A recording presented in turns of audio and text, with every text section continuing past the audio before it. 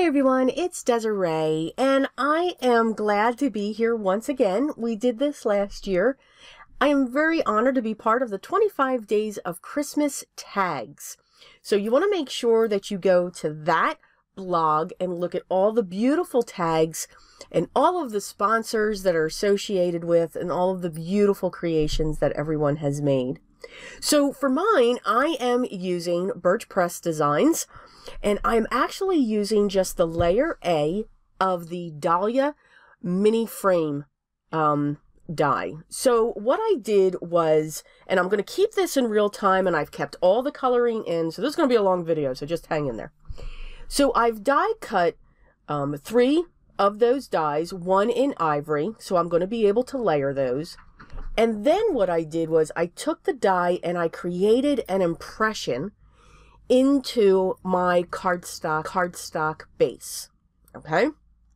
So I didn't cut through the cardstock. And I have 2 of those cut.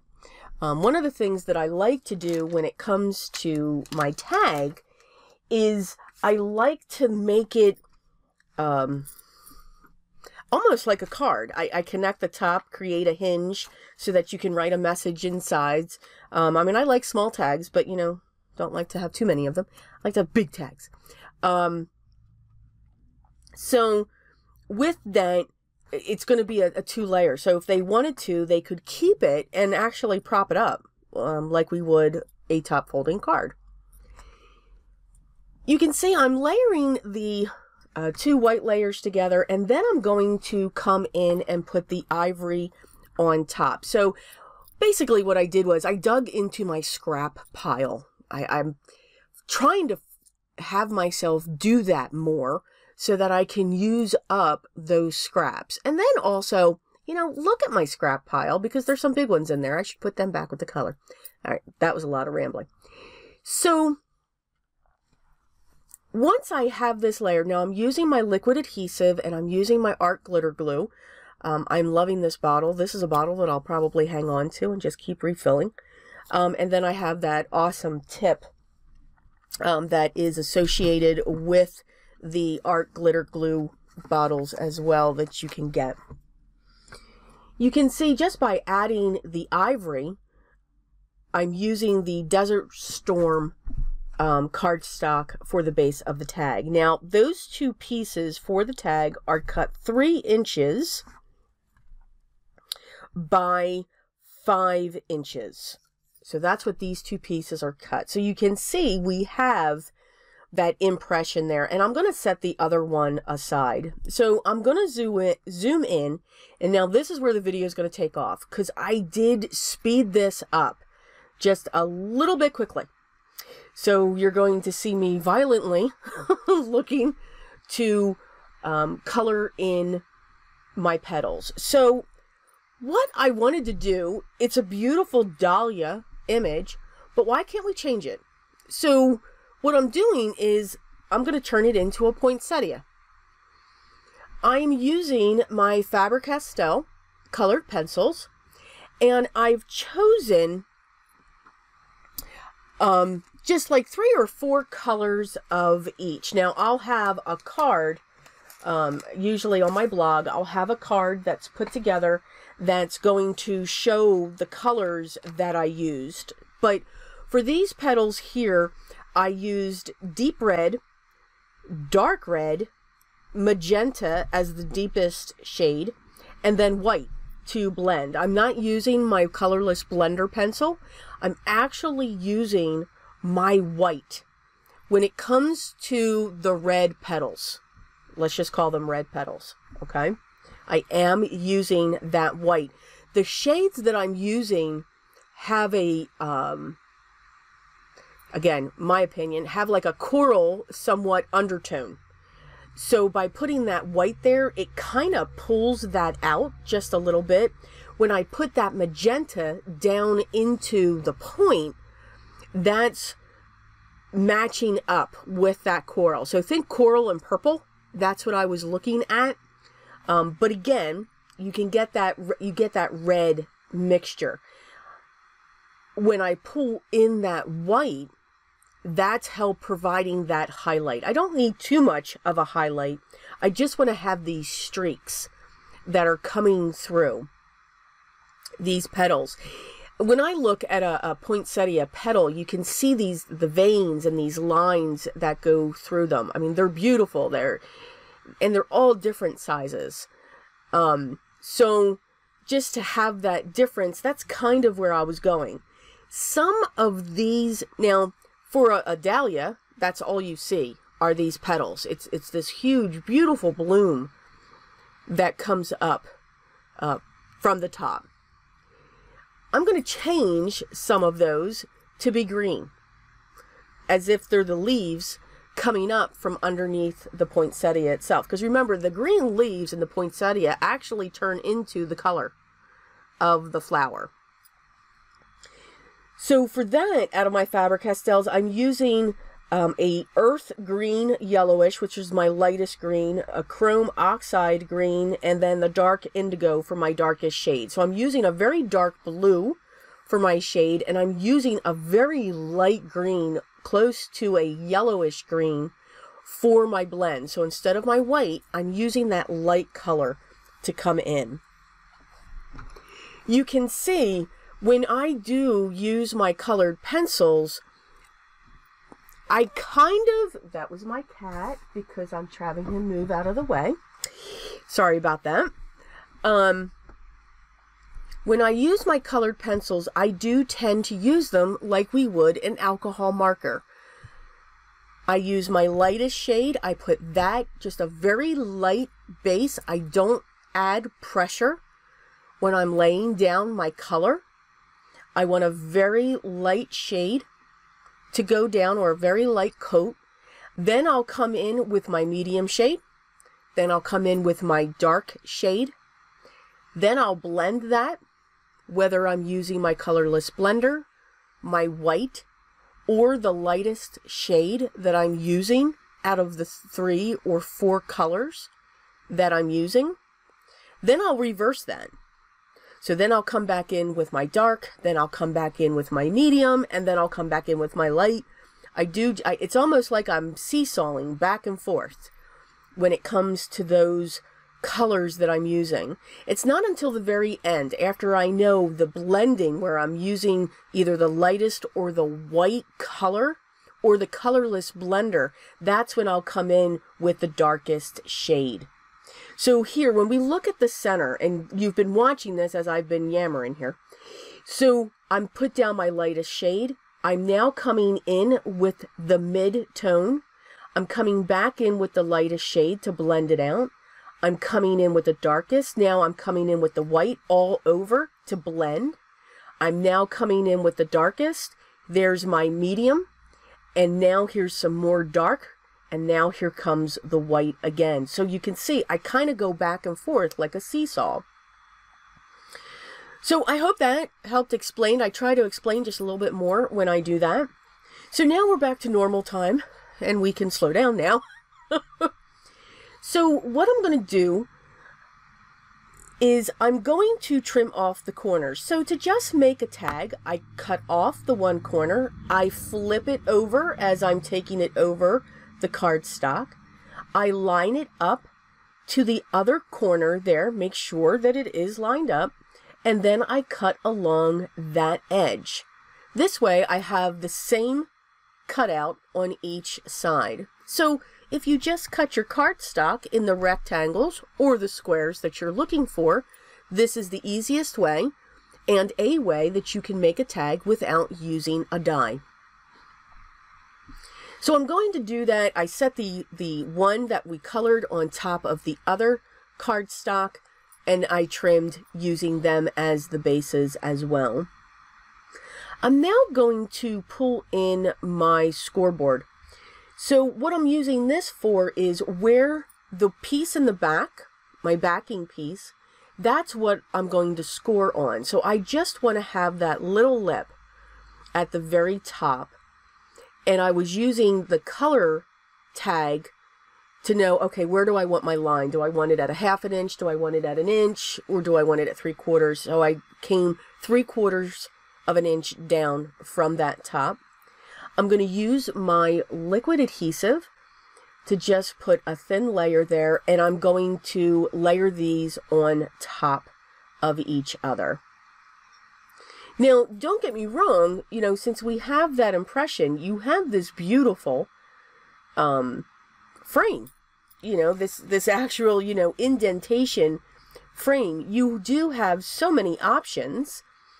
I keep saying, gotta change that. Weef. That you can apply to this. You can cut the frame around the outline of the dahlia flower. So, you know, look at your die, and you can cut it once it's in paper. Don't cut the die itself. I pulled out a, there I go again, a stamp set from my stash, and this is one of the recollection stamp sets that I got from Michael's, I think last year, or maybe the year before. I don't know if it's still available. I will check. But I absolutely love the to and the from that are in this stamp set. I use it for a lot of the tags that I make. It's just beautiful with all of the scrolls and everything else. It's just not a to and a from. It's very fancy. So for something like this, we want something fancy. I pulled out my VersaFine black ink so that I can stamp it. See, isn't that beautiful? I love the flourish. Yes, I'm watching myself make this. It's amazing when I do the voiceovers. What I'm going to do with the from is I'm going to put that on the inside at the bottom. So you can see I've kind of made a card. That's what I like to do. To me, tags can be any size. And if you heard that laugh, that would be my husband. I'm so sorry. Tags can be any size that you want them to be. They can be 2 inches wide and 3 inches long. Tags don't have to be specific. I do like making big tags, probably because I love big tassels coming off of them. The more strings and ribbons and twine coming off the top of my tags, I think the fancier and the fun they are. But that's just me. I just have to be, you know, kind of all over the place. It's what we do, right?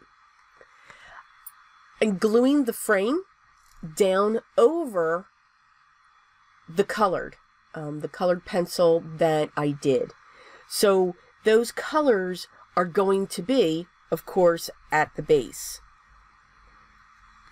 By doing your coloring first, you can hide all of the mistakes if you feel that there are mistakes, or if you went outside the line, or if you were up against the side, which, yes, I did. I absolutely did. I wasn't worried about that because I knew I was doing this. I grabbed one of my large acrylic blocks so that I can put pressure on that to make sure that it will flatten itself out. When I ran it through my die machine to get the impression using one of the foam, I'm not sure what it's called, sheets, we'll call it a sheet, it kind of curled just a little bit. So by doing this with the glue and the frame, it actually flattened it out, which was kind of cool. I pulled out a couple different twines that I have from my stash, and I'm just cutting lengths of them. Again, I actually get this on Amazon. It's wonderful to work with. It's a nice size. It's thin, so it's not too thick. But I'm just cutting some lengths. It's okay that I have a long length because, again, I love layers. I love adding layers. I'm pulling out some of my organza ribbon. I get all of my organza ribbons. They are usually 3/8 of an inch wide, or a 1/2 inch, or an inch. I usually don't go larger than an inch. When it comes to my ribbons, I get all mine from Paper Mart. I think it's wonderful quality, and you get a lot on the spool. So I'm folding and I'm folding over That's how I get those multiple layers. I'm going to take this and fold this over, and I'm going to grab my tweezers, my reverse tweezers, so that it holds that in place. The reason why I'm doing that is because I forgot to punch the hole in my tag. Yeah, see it up there? Yeah, no hole. So I have to grab my hole punch and put my hole in my tag. So thank goodness for the reverse tweezers. Yes, they work very well. Very happy with those. And I find the EK Success have the best pressure. I've tried others and they don't seem to be as springy and tight as the EK Success brand. So now that I have the hole punched, I'm going to real quick grab some paper reinforcers. I think that's how you say that. I use these when I'm making my junk journal stuff and everything else. And I just take a sheet of those and I just use my vintage photo or, you know, another ink. You can make them any color you want if you get a package. Now, I think you can also get these reinforcers at your dollar store too. So you can get a whole bunch of them. And you can make them any color you want, which is awesome. So again, if you don't have a die cutting machine and you can't die cut a reinforcer, here is the best way to get that reinforcer. Or they can be circles and then you can just punch through the circle, whatever's more convenient for you. So I do like to use that and use, you know, some brown. Let's just say that, either potting soil, archival, or the vintage photo. Strung my twine and my ribbon through this, and now I'm just making sure that it's tight, snug within the opening of the tag. You can see I have loops and I'm just going to cut through those and not worrying about if it's even, if it's not. You know, again, this is like a tassel coming off the tag. I love that look, but I don't make tassels. I don't like to make, yeah, I'm different. This to me is a quick tassel, or quick making tassel. There you go. The beauty of these twines, whether you have this brand or even any other type of brand, or if it's a jute, I found this out recently, and you all probably knew this. If you take your paper creaser, or whatever you want to call them, bone folders, and do that like we do with the ribbons for gifts, they do curl. I don't know how. I just did that one day. Yeah. I thought it was interesting. But as I said, I'm sure you all knew that. So just cleaning up the desk away, because, you know, focal point would be our tag. You can see we've got all of this wonderfulness coming off of the top. It can resemble a poinsettia when it comes to that. So again, look, if you have dies or if you have stamps, look at those images and how can you use them for something else? I dug into my stash for some classic gold Nouveau drops. These are metallic, and I'm just putting 3 drops into the center just to accent that area. And then I will gently tap it down onto the table just to level them out. See, gently, we go gently. We do not mistreat our cards or tags. So that is my tag to showcase and be part of the 25 days of Christmas tags. Please make sure you check out the blog. There are some wonderful sponsors that you're going to see in a moment. There are some wonderful giveaways that are going on. Tracy does just a wonderful, wonderful job when it comes to this, and we all have a great time joining her. You can see the sponsors that are available, so please make sure you check that out. All the products that I did use will be listed down below, and if you have any questions or comments, please make sure you leave those down below, and I'll get to you as soon as I can. I hope you're having a great day, and thank you so much for stopping by and spending this little bit of time with me today. If you haven't already, I'd love for you to subscribe. Make sure you ring the bell and hit the thumbs up. By ringing the bell, you'll know when the next video is live. Again, enjoy your day, have fun, but always remember what's most important. Always be creative.